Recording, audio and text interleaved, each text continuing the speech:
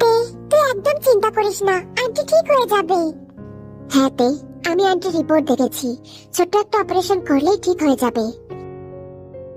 হ্যাঁ তে, সুগা যখন বললো আন্টি ঠিক হয়ে যাবে, তাহলে এত চিন্তা করছিস কেন? সুগা কিন্তু ভালো ডাক্তার। হ্যাঁ জিমিন, আমি জানি, আমার পুরো বিশ্বাস আছে সুগার উপর। টেনশন ফ্রি থাকো তে, তোমার মায়ের দেখাশোনার দায়িত্ব পুরোপুরি আমার। Thank you Suga, thank you so much. তুমি যদি না থাকতে তাহলে আমি না জানি।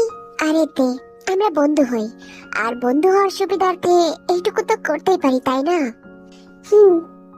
তে, চল তাহলে, অনেক দেরি হয়ে গেছে, আমরা যাই। জিমিন জিমিন, তুই সুগার সাথে কথা বলে নে, আমি বাইরে দাঁড়িয়ে আছি। এটা বলেই তে চলে যায়।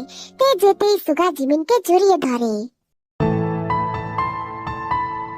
ওফো সুগা, কি হচ্ছেটা কি? এটা তো হসপিটাল, তাই না? হসপিটাল তো কি হয়েছে? তোমায় দেখলে আমি আমার স্থান ভুলে যাই সোনা। হয়েছে, এখন ছাড়ো, আমাদের যেতে হবে। তে নিশ্চয়ই কিচ্ছু খাইনি। আচ্ছা ঠিক আছে জিমিন, তুমি ওকে নিয়ে যাও, রাতে কথা হবে, ঠিক আছে? ঠিক আছে সুগা, বাই।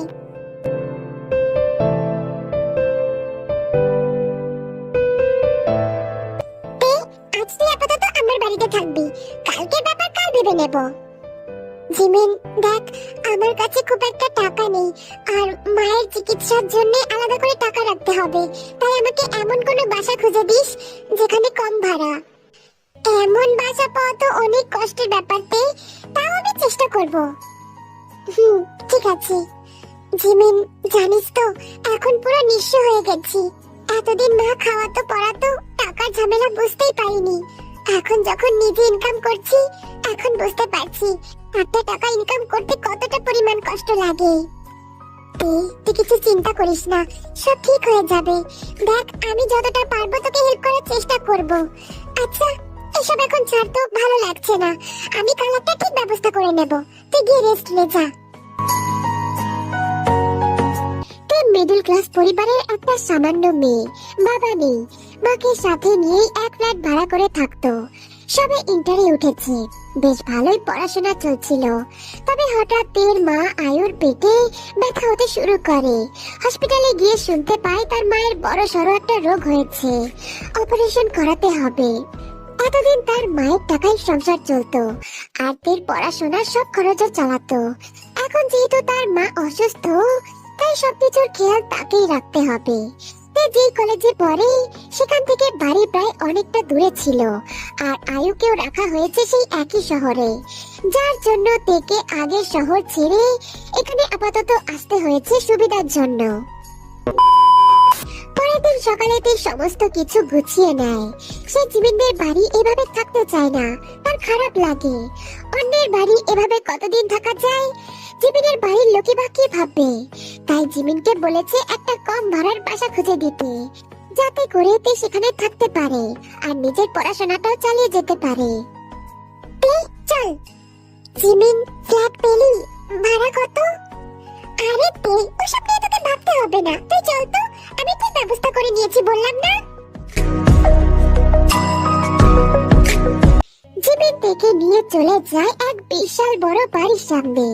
মেইন রোডের ধারে একটা কালো বাড়ি, বাড়ির বাইরেটা পাঁচিল দেওয়া, সামনে বড় একটা কালো রঙের বিশাল গেট। এই গাড়ি থেকে নেমে হাওয়া করে তাকিয়ে দেখলো বাড়িটা। জিমিন, এটা কোথায় নিয়ে এলি? এত বড় বাড়ি, এত বড় বাড়ির ভাড়া তো অনেক গুণ বেশি হবে। আরে তে, ওসব নিয়ে তুই ভাবছিস কেন? শোন আমি কি বলি, এটা আমার একটা আঙ্কেলের বাসা। যদিও তিনি এখন এখানে থাকে না, কাজের সূত্রে বউ নিয়ে বাইরে থাকে। এই বাড়িটা এমনি পড়ে থাকে, তাই কাল রাতে আঙ্কেলকে বলে তোর থাকার জন্য ব্যবস্থা করলাম। কি জিমিন, কিন্তু এত বড় বাড়িতে আমি একা কিভাবে থাকবো? একা থাকবে কেন? আমার আঙ্কেলের ছেলে এই বাসা দেখাশোনা করে, সারাদিনে বাড়ি থাকে না, শুধু রাতে আসে, তাও আবার মাঝরাতে এসে আবার ঘুমিয়ে পড়ে, তারপর আবার সকালে বেরিয়ে যায়। এক এক দিন তো আবার আসেও না। জিমিন, একটা ছেলের সাথে? জিমিন, আমার মনে হয় এটা ঠিক হচ্ছে না। একটা ছেলের সাথে আমি কিভাবে থাকবো, তাও আবার একা? আরে তে, কিছু হবে না, ভাইয়া অনেক ভালো মানুষ, আর তোর মনেই হবে না যে বাড়িতে কেউ আছে। মানে মানে আমার ভাইয়া কথা বলে না, সব সময় চুপ করে থাকে। সে কি বলিস জিমিন? সে কথা বলতে পারে না? আরে দূর, কথা বলতে পারবে না কেন? আসলে কি বলতো, ভাইয়া অনেক রাগী মানুষ, দরকার ছাড়া খুব একটা কথা বলে না। তুই যে বাড়িতে আছিস, তোকে দেখবেই না, সামনে দিয়ে চলে গেলে তোর দিকে ফিরেও তাকাবে না। সে সব সময় নিজের কাজ নিয়ে ব্যস্ত থাকে, তাই তো তোকে এখানে নিয়ে এলাম। আঙ্কেলরা খুব ভালো মানুষ, তুই তোর নিজের বাড়ি ভেবে এখানে যতদিন ইচ্ছা থাকতে পারিস, কেউ কিচ্ছু বলবে না। আঙ্কেল নিজেই বলেছে, তাই তুই টেনশন ফ্রি থাক আর এখানে ভালো মতন থাক। না জিমিন, তাও আমার কেমন একটা লাগছে। আমি একা একটা ছেলের সাথে এভাবে কিভাবে থাকতে পারি? দেখতে আমি বুঝতে পারছি তোর ব্যাপারটা, কিন্তু কি করা যাবে, এছাড়া আর কোনো উপায় নেই। এই শহরে তুই এত কম টাকায় কোথাও ফ্ল্যাট ভাড়া পাবি না, আর না ভালোভাবে থাকতে পারবি। তাই বলছি তুই রাজি হয়ে যা। জিমিনের কথাগুলো কোনো দিক দিয়ে ভুল মনে হলো না তের কাছে, তাই অজ্ঞতাতেই রাজি হয়ে যায়। জিমিন তাকে বাড়ির চাবি দিয়ে সব বুঝিয়ে দিয়ে যায় যে কোথায় কি আছে। তে বাড়ির তালা খুলে ভিতরে প্রবেশ করে।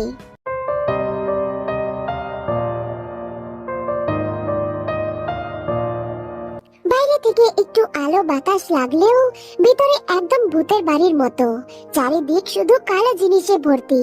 চোখে আপাতত কিছুই দেখলো না তে। ব্যাগ থেকে নিজের ফোন বের করে ঘরে লাইট অন করলো। না, বাড়িটা বেশ সুন্দর, কালোর মধ্যেও সব জিনিস বেশ মনোমুগ্ধকর। তের আপাতত ফ্রেশ হওয়া উচিত, তাই সে জিমিনের দেখিয়ে দেওয়া রুমে চলে যায়।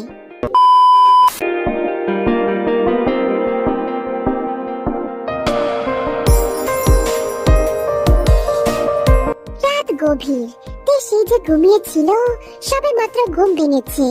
তখন ক্লান্তিতে আর গোসল করা হয়নি, তাই এখন গোসল করে ফ্রেশ হওয়া দরকার। রাত 1টা বাজে। এই বাড়িতে নাকি একটা ছেলে মানুষ থাকে, তাকে কোথাও দেখলো না তে, তাই তে ভেবেই নিল আজ হয়তো সে আর ফিরবে না। জিমি তো বলেই ছিল রোজ সে বাড়ি ফেরে না, তাই সদ্য গোসল করাতে গায়ে তোয়ালে জড়িয়ে নিল আর অমন ভাবেই ভাবলো যে নিচে যাবে। গোসল তো করে নিলাম, কিন্তু কত খিদে পেয়েছে, তখন না খেয়ে ঘুমিয়ে পড়েছিলাম।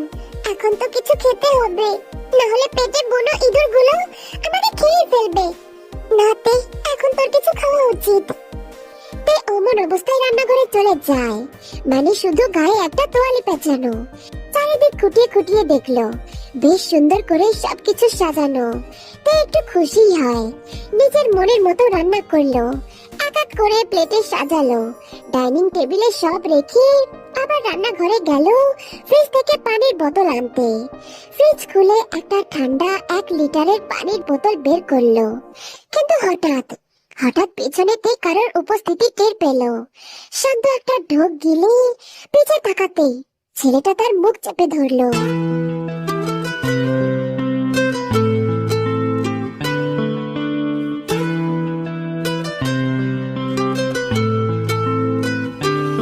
Who are you? চিল্লানোর চেষ্টা করেও পারলো না। সামনে সুঠাম দেহের একটা পুরুষ, চোখগুলো ভীষণ পরিমাণে লাল হয়ে আছে, চুলগুলো এলোমেলো, চোখের সামনে যত্ন করে পড়ে আছে। 2 চোখ বারবার এদিক ওদিক নড়াচড়া করছে। দেখে 2 চোখ ভরে খুঁটিয়ে খুঁটিয়ে দেখছে। এক হাত দিয়ে মুখ চেপে ধরেছে, আর অন্য হাত দিয়ে 2 হাত ধরে আছে। তাই নড়াচড়া করলো না। ছেলেটা আবার জিজ্ঞাসা করলো, কথা কানে যায় না, কে তুমি? ছেলেটা তার মুখ ধরে রেখেছে, সে কিভাবে কথা বলবে? তাইতে হঠাৎ দাঁত বসিয়ে দিল তার হাতে। কিন্তু আশ্চর্য, ছেলেটার কোনো প্রতিক্রিয়া নেই। তে চোখ বড় বড় করে ফেললো। দেখে তো চোর মনে হচ্ছে না, চোর তো এভাবে টাওয়াল পরে চুরি করতে আসে না। তে এবার এক ঝটকায় একটু পিছিয়ে আসে, জাঙ্কুকের হাতের বাঁধন খুলে যায়। মুখ ধরে রাখলে কথা বলবো কিভাবে? চুপ, অত কথা শুনতে চাই না, শুধু বলো তুমি কে? আগে আপনি বলেন তো, আপনি কে? আর আপনি আমাকে এভাবে কেন বলছিলেন? হে ইউ, তুমি আমার বাড়িতে দাঁড়িয়ে আমাকে জিজ্ঞাসা করছো আমি কে? ও, তার মানে আপনি সেই কালো দাদা? হোয়াট? কালা? এই, তোমাকে আমার কোন দিক দিয়ে কালো মনে হচ্ছে? না না, আপনাকে বলিনি তো। আমি তো আপনার পছন্দকে বললাম। বাড়ির সব কিছু কালো রঙের পছন্দ করে রেখেছেন। মানুষের জীবনে একটু রং বলে তো কিছু থাকে, তাই না? আর আপনার তো ফালতু কথা শুনতে চাইনি আমি। আমি আপনার ভাড়াটিয়া। হোয়াট? আমি ভাড়া দিলাম কবে? আপনি না, আপনার বাবা দিয়েছে। হেই ইউ, বাড়িটা আমার, রাইট? তাই এই বাড়িতে কে থাকবে আর না থাকবে সেটাও আমি ঠিক করব। Got it? সে আপনার জন্মদাত্রী পিতা, তার কথা শোনা উচিত। আমার ব্যাপারে নাক গলাতে বারণ করেছি। ঠিক আছে ঠিক আছে, গলাবো না। এবার শুনুন তো, আমার খিদে পেয়েছে। কি বললাম কানে যায়নি? কি হয়েছে? Get out. এই এত রাতে আমি কোথায় যাব? যেখানে ইচ্ছা সেখানে যাও। এই এক মিনিট, এই টাওয়ালটা আমার না? তার নিজের পরার টাওয়ালের দিকে একবার তাকায়, তার মনে পড়ে এটা তো সে ওয়াশরুম থেকে নিয়েছিল। হ্যাঁ, তো কি হয়েছে? আমি পড়েছি। ডিসগাস্টিং। শোনো, তুমি এখনই এই বাড়ি থেকে যাও আর আমার টাওয়ালটা রেখে যাও। কি আশ্চর্য, টাওয়াল রেখে কিভাবে যাব?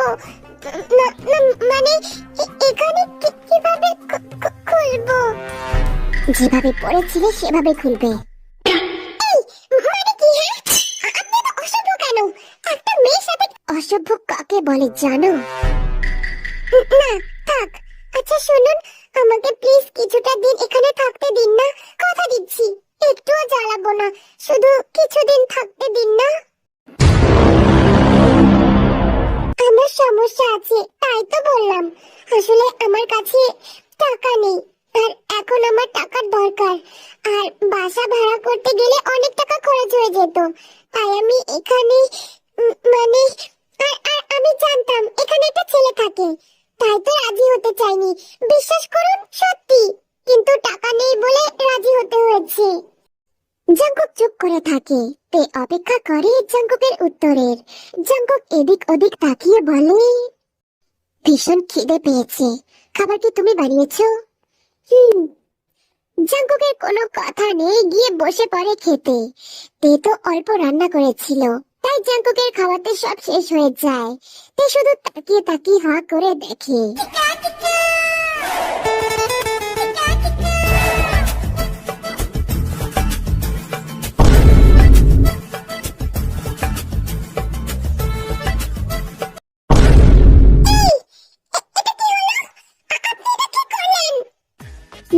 টেস্টি ছিল। আপনার একটু মায়া লাগলো না? আমার খাবারগুলো আপনি খেয়ে নিলেন। না লাগলো না, আমার বাড়িতে থাকবে, বিনা ভাড়াতে থাকতেও দিচ্ছি, আবার খেতেও দিচ্ছি। সেটা তো হবে না, তাই না? তাই ভাড়া হিসাবে আমাকে রোজ মজার মজার রান্না করে আমাকে খাওয়াতে হবে। এটা বলে জাঙ্কুক উপরে যেতে যেতে বলে, কাল রাতে আমার পছন্দের বিরিয়ানি রান্না করে রাখবে। এসে যদি না পাই না, সোজা বাড়ি থেকে বের করে দেব। বুঝতে পেরেছো? বলেই উপরে নিজের ঘরে চলে যায়। তে শুধু তাকিয়ে তাকিয়ে দেখলো, এই লোকটা কি এত অসভ্য কেন? জিমিন বলেছিল চুপচাপ, বেশি কথা বলে না। তবে এ তো দেখছি মেয়েদের থেকেও বেশি ঝগড়া করতে পারে। তে আগে ফুসতে ফুসতে রান্নাঘরে চলে যায়। তার খিদে পেয়েছে, কিছু তো একটা খাওয়া উচিত।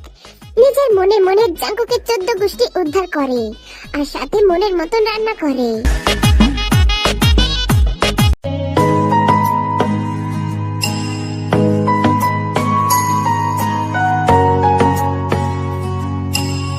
সকালে তের ঘুম ভাঙতে ভাঙতে তখন রোদ উঠে গেছে। নিচে গিয়ে আর জাঙ্কুককে দেখতে পেল না, হয়তো ভোরেই চলে গেছে। তে একটা দীর্ঘশ্বাস ফেললো। এখন আপাতত কলেজে যেতে হবে। কি রে তে, কেমন লাগলো নতুন বাসা? নাইস। শুধু নাইস না, তোমাকে এখন আমি চুমু দেব। কত ভালো ঘর দিয়েছো আমায়, একদম চুমু। কি হয়েছে তে? ঘর কি পছন্দ হয়নি তোর? ঘর পছন্দ হয়েছে, কিন্তু তোমার এই ভাইয়া রাক্ষস একটা, অসভ্য খরগোশের বাচ্চা একটা। কেন?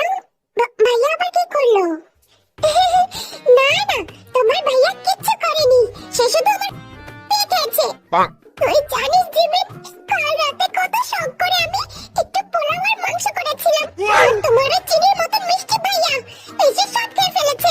আর এখানে শেষ নয়, আজ আবার বলেছে তাকে বিরিয়ানি খাওয়াতে, নাহলে আমাকে বাসা থেকে বের করে দেবে। জিমিন তো এই কথা শুনে অবাক, সে শুধু হা করে তাকিয়ে থাকে তের দিকে। কিরে, তোর আবার কি হলো? এমন ভাবে তাকিয়ে আছিস কেন? তুই সত্যি বলছিস ভাইয়া তোকে এসব বলেছে? তা নয় তো কি, আরো বলেছে। তোকে এসব বলা যায় নাকি? তুই সত্যি বলছিস তোর সাথে ভাইয়া এত কথা বলেছে? হ্যাঁ, কিন্তু কেন? তুই এত অবাক হচ্ছিস কেন? তুই হয়তো জানিস না, এটা শুনে আমি যতটা না খুশি হয়েছি, আঙ্কেল এর থেকে বেশি খুশি হবে। মানে আমি ঠিক বুঝলাম না। ভাইয়া ছোট থেকে একটু অ্যাবনর্মাল টাইপের, বেশি কথা বলতো না। সবাই কত চেষ্টা করেছে কথা বলানোর, তবে পারেনি। এমনকি ডাক্তারও ফেল হয়েছে।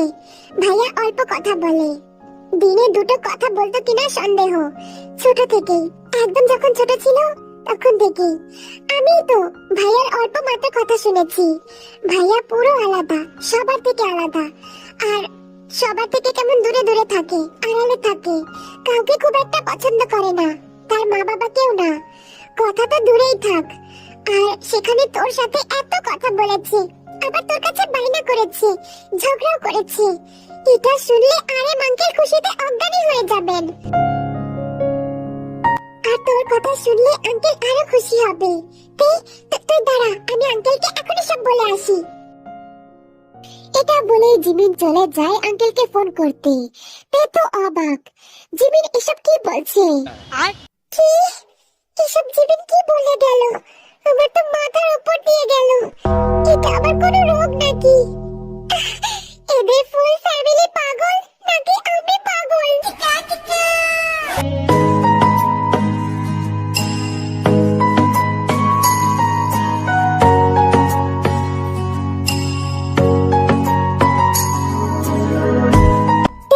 টিপে টিপে বাড়ি ফেরে। সবে তো 7টা বাজে, তাহলে তে কেন ভয় পাচ্ছে? এত তাড়াতাড়ি তো সে বাসায় আসে না। তার সেফটি রাখা ভালো। পুরো বাড়ি খুঁজে দেখলো তে, না সে আসেনি। তাই তাড়াতাড়ি ফ্রেশ হয়ে চলে আসে রান্নাঘরে। তাকে তো আবার বিরিয়ানি রান্না করতে হবে, না হলে হয়তো সত্যি সত্যি বাড়ি থেকে তাড়িয়ে দেবে। তে ধীরে সুস্থে সব রান্না করলো, কারণ জাংকুক অনেক রাতে আসবে। বিরিয়ানি ঠান্ডা হয়ে যেতে পারে, আর ঠান্ডা হয়ে গেলে ভালো লাগবে না। তখন হয়তো আবার সে কথা শোনাবে। রাত 12:55। জাংকুক কোট খুলতে খুলতে বাসায় ঢোকে। প্রথমেই চোখ যায় সোফায় শুয়ে থাকা তের দিকে। জাংকুক আর দ্বিতীয়বার তাকায় না, সোজা উপরে চলে যায়। রাত পেরিয়ে কাটা এখন 1টার ঘড়িতে। জাংকুক এক পলকে তাকিয়ে আছে ঘুমন্ত তের দিকে। মেয়েটা কি সুন্দর করে ঘুমাচ্ছে। তবে সেসব দিকে চোখ না দিয়ে জাংকুক থেকে ডাকতে থাকে, এই যে মিস রাধুনী, ওঠো, খিদে পেয়েছে, খেতে দাও। তে একটু নড়াচড়া করে ওঠে, মুখ কাচুমাচু করে তাকায় সামনের দিকে। জাংকুক 2 পকেটে হাত দিয়ে তার দিকে তাকিয়ে আছে। তে এক লাফ দিয়ে ওঠে, কি সমস্যা? বিরিয়ানি কই, রান্না করনি? খিদে পেয়েছে, খেতে দাও। মহারাজ, আপনার জন্য সকল প্রকার খাবার তৈরি। বসুন না, বসুন। আপনি আপনার সিংহাসনে বসুন। আপনার রাঁধুনি আছে না, আপনার জন্য সব খাবার নিয়ে আসতে, ঠিক আছে? যাক, তাহলে মনে ভয় আছে। চলো এবার খেতে দাও। জাংকুক গিয়ে ডাইনিং এ বসে পড়ে। তে অগ্নি দৃষ্টি দিয়ে তাকায় জাংকুকের দিকে। দেখো, মনে হচ্ছে আমি ওনার বিয়ে করাবো। এখন ওনাকে আদর সোহাগ দিয়ে খাওয়াবো। চলো তে, খেতে দাও। যত সব। তে জাংকুককে সুন্দর করে খেতে দেয়। বিরিয়ানি বেশ মজা হয়েছে, তাই জাংকুক প্রশংসা না করে পারল না। আচ্ছা, তুমি কি পছন্দ করো? হ্যাঁ, মানে বাংলা কথা বোঝো না? না, ইংলিশে বলুন। ওই যে বাড়ির দরজা খোলা আছে, দেখতে পাচ্ছ? আরে আরে, রাগ করেন কেন? আমি তো মজা করলাম। আসলে আমার গোলাপ অনেক ভালো লাগে, আর টেডি আছে না, টেডি অনেক ভালো লাগে। কিন্তু জীবনে কোনোদিন প্রেম করিনি তো, তাই আজ পর্যন্ত কেউ দেয়নি। ঠিক আছে, গুড নাইট।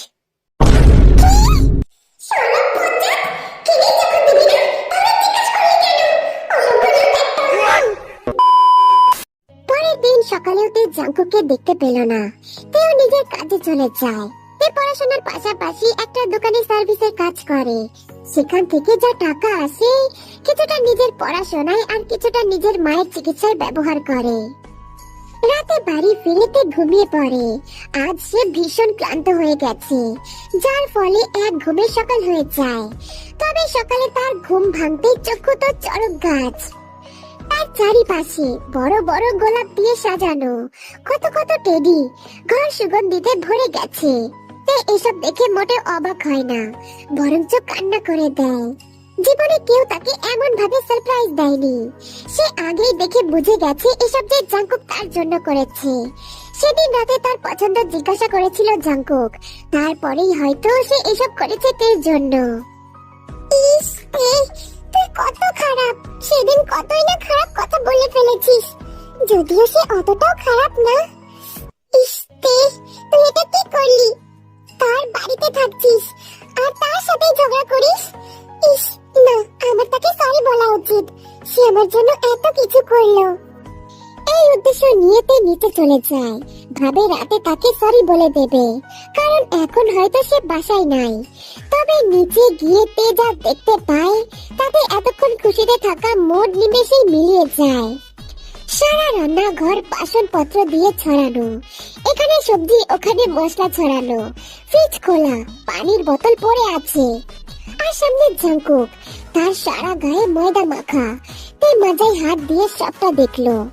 জাঙ্কুক গ্যাসে কি যেন একটা রান্না করছে। হঠাৎ গরম বাসনে হাত লেগে কিছুটা পড়ে যায়। জাঙ্কুক হাত ধরে দাঁড়িয়ে আছে, মুখে কোনো শব্দ নেই। মনে হচ্ছে তার ব্যথাই লাগেনি। তে এক দৃষ্টিতে তাকিয়ে তাকিয়ে এতক্ষণ ধরে এসব দেখলো। জাঙ্কুক, আপনি এসব কি করছেন নাকি? জাঙ্কুক চোখ তুলে দেখে দেখলো।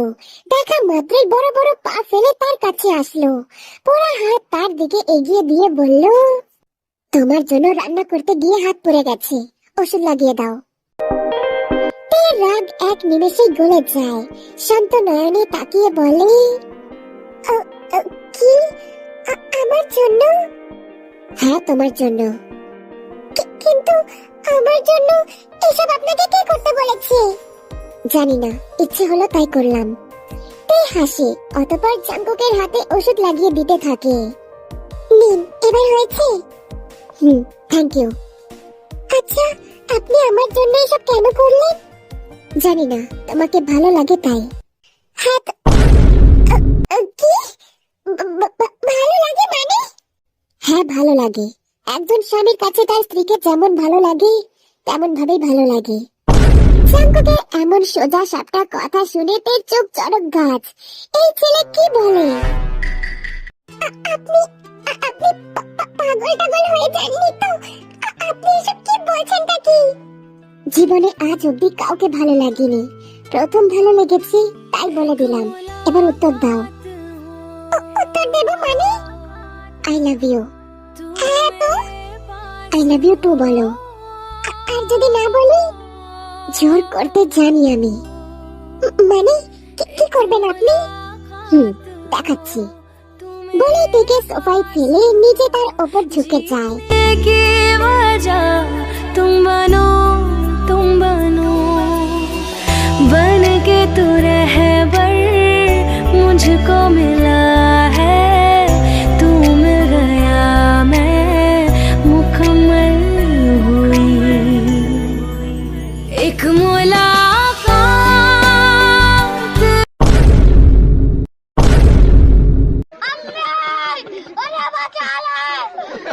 জাঙ্কুক, বাবা সব কি করছিস নাকি? জাঙ্কুক থেমে যায়। তে অবাকের শেষ পর্যায়ে চলে গেছে। তার সামনে সবকিছু অন্ধকার লাগছে, মনে হচ্ছে ধীরে ধীরে সব কালো হয়ে যাচ্ছে। অতঃপর সে তার চোখ বন্ধ করে নেয়। তের চোখ বন্ধ দেখে জাঙ্কুক থেকে সমানে ডাকতে থাকে, রাধুনি, মিস রাধুনি। কি হলো মিস রাধুনি? কথা বলছো না কেন? আরে কি হলো? এত ডাকা বলার পরেও তে সারা শব্দ নাই। জাঙ্কুক থেকে কোলে করে ওপরে নিজের রুমে চলে যায়। এদিকে আরএম, জিন, জিমিন সবাই তো জিন তো মহা খুশি, তাদের ছেলে কত স্বাভাবিকভাবে কথা বলছিল। এটা দেখে জিনের মুখে হাসি ফুটে ওঠে। অতঃপর তারাও উপরে রুমে চলে যায়। কিছু সময় পর তের জ্ঞান ফিরে আসে, তবে পাশে আর জাঙ্কুককে দেখতে পায় না। পাশে বসে আছে দুজন অচেনা মানুষ। অন্যদিকে জিমিন তার হাত ধরে বসে আছে। তা মা, এখন কেমন লাগছে? ভালো লাগছে? জি আন্টি, ঠিক আছে। না মা, আন্টিটা ঠিক মানাচ্ছে না, তুমি আমাকে মা বলতে পারো। তে তো তাদের চেনেই না, তাহলে কেন তাকে মা বলবে? পাশে জিমিন তাকে ইশারা করে সব বোঝাতে থাকে। তারা হলেন জাঙ্কুকের মা বাবা। রাইট। জিমিনের মুখে সব শুনলাম, তখন বিশ্বাস হচ্ছিল না, তবে এখন যখন নিজের চোখে দেখলাম আমি সত্যি অনেক খুশি। মা, জিমিন হয়তো তোমাকে সব বলেছে। আমার ছেলেটা একটু অস্বাভাবিক, হয়তো তোমার কাছে স্বাভাবিক, কিন্তু আমাদের কাছে সে অন্যরকম। আমরা তার মুখে মা বাবা ডাক শোনার জন্য কত আগ্রহ নিয়ে বসে থাকি। ছেলে আমার এত চুপচাপ যে আমাদের সাথে ঠিকঠাক মতন কথা পর্যন্ত বলে না, আর সেই ছেলে তোমার সাথে কত কথা বলে, তোমার কাছে বায়না করে, ঝগড়া করে। এর থেকে খুশির খবর আর কি হতে পারে? আচ্ছা তেমা, আমার ছেলেটা কি খুব খারাপ? না আন্টি, আসলে মন থেকে ভালো, তবে মাঝে মাঝে একটু ঝগড়া করে। ভালোবাসে তো তাই ঝগড়া করে। জি। হ্যাঁ, কি বললেন আপনি? হ্যাঁ মা, ঠিক বলেছি।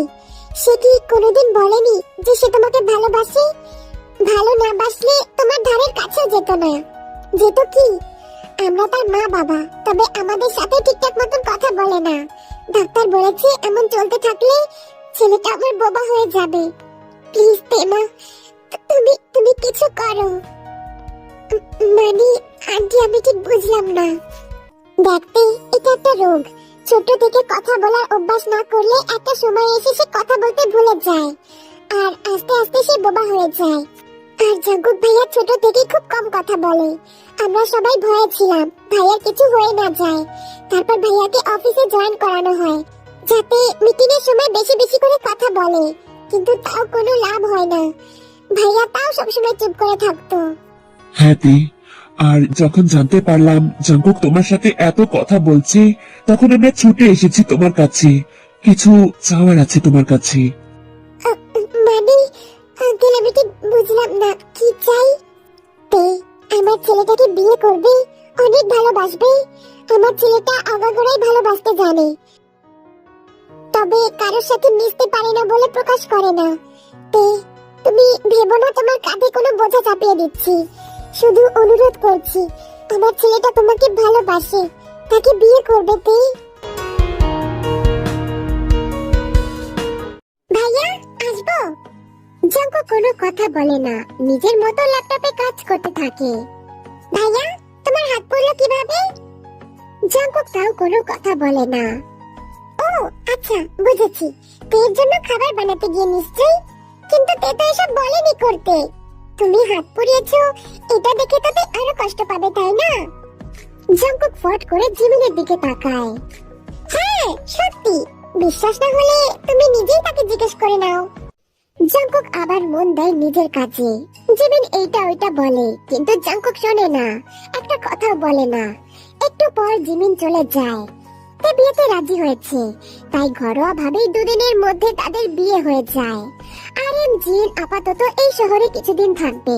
তের মায়ের সাথে দেখা করে তারপর যাবে। তারা এখন জিমিনদের বাসায় আছে। নতুন কাপলদের ডিস্টার্ব না করাই ভালো।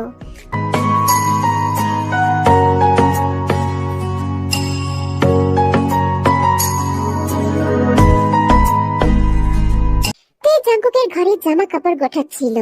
তখন রাত 12টা বাজে। জাঙ্কুক সবে বাসায় ফেরে। তাকে নিজের ঘরে দেখে জিজ্ঞাসা করে, খিদে পেয়েছে, আজ খাবার জুটবে না কেন? কটা বাজে? সবে 12টা। সবে? এটা তোমার কাছে সবে মনে হচ্ছে? আগেও তো এত রাত করে ফিরতাম, ইভেন এর থেকেও বেশি রাত করে ফিরতাম, তখন তো সমস্যা হতো না। শুনুন, তখন আপনি আমার কেউ ছিলেন না, আর এখন আপনি আমার হাজবেন্ড, তাই আমার কথা শুনে চলতে হবে। আমি আজ অবধি কারোর কথা শুনে চলিনি। আচ্ছা, তবে এখন থেকে আমার কথা শুনে চলতে হবে। আর সেটা কেন? আমি বলেছি তাই। জাঙ্কুক অসহ্য হয়ে বিছানায় বসে পড়ে। তেও তার পাশে বসে পড়ে। এই যে, চুপ করলে হবে না, উত্তর দিন। এত রাত অবধি কি করেন? কোথায় থাকেন? আমার অ্যাসিস্ট্যান্টকে ফোন করে জিজ্ঞাসা করে নাও, তাহলেই জেনে যাবে আমি কাজ করি নাকি অন্য কিছু করি। ঠিক আছে ঠিক আছে, সে না হয় মানলাম, কাজ করেন, তাই বলে বউয়ের দিকে একটু নজর দিবেন না। জাঙ্কুক ফট করে তের দিকে তাকায়। তে চোখ বড় বড় করে বলে, শুনুন, এখন কিন্তু ঘুমালে চলবে না। এখন আমার ঝগড়া করতে ইচ্ছা করছে। আমার সাথে ঝগড়া করুন, অনেক ঝগড়া করুন। সরি, মুড নাই। আমি মুড এনে দিচ্ছি। না, দরকার নাই। এই, দরকার নেই মানে? আমি আপনার বউ, আর আগে যখন আমার মুড থাকতো না, তখন তো আপনি পায়ে পায়ে দিয়ে ঝগড়া করতেন। তখন জাঙ্কুক সাথে সাথে থেকে উঠিয়ে নিজের কোলে বসায়, গাল ধরে বলে, চুমু খাবো, চুমু দাও। চুমু দেব মানে? তুমি নাকি আমার বউ, তো বউরা স্বামীদের চুমু দেয়, সো আমাকে চুমু দাও। ইস, যাও তো, এভাবে কেউ বলে নাকি? আমার বুঝি লজ্জা লাগে না? ঠিক আছে, চোখ বন্ধ করো, আমি খাচ্ছি। তে চোখ বন্ধ করে নেয়। জাঙ্কুক থেকে কিস করতে থাকে। বিয়ের পর এই প্রথম তাদের কাছে আসা।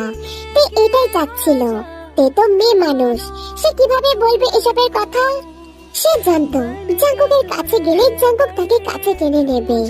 জাঙ্কুক আর এক মুহূর্ত দেরি করে না, তের সাথে বাসর রাতটা সেরে ফেলে। मुकम्मल हुई एक मुलाकात, जरूरी है, जरूरी जीने के लिए हाँ मुलाकात। এই এই জাঙ্কুক, শোনো না। কি হয়েছে? আমাকে আমাকে একটু সুন্দর সুন্দর নামে ডাকো না। ও, সুন্দর নামে? আচ্ছা, মিস রাধুনী। মিস রাধুনী? এটা আবার কেমন সুন্দর নাম? তুমি কি এই নাম ছাড়া আর নাম পাও না? তো কি বলে ডাকবো? আমি ওসব পারি না। জীবনে একটা স্বামী পেয়েছি, আমাকে সোনা বলে ডাকো। সোনা? ওটা আবার কি? তোমাকে ডাকতে বলেছি, ডাকো। আচ্ছা ঠিক আছে সোনা। ইস, কত সুন্দর লাগছে শুনতে। আমাকে এসব বলে ডাকবে, ঠিক আছে? সোনা, পাখি, কলিজা, জানেমান, এসব বলে ডাকবে, ঠিক আছে? আচ্ছা ঠিক আছে সোনা। জাঙ্কুকের মুখে সোনার ডাক শুনে তের কান গরম হয়ে যায়। মনের মধ্যে অনুভূতি গুলো একসাথে জড়ো হয়। জাঙ্কুকে শক্ত করে জড়িয়ে ধরে।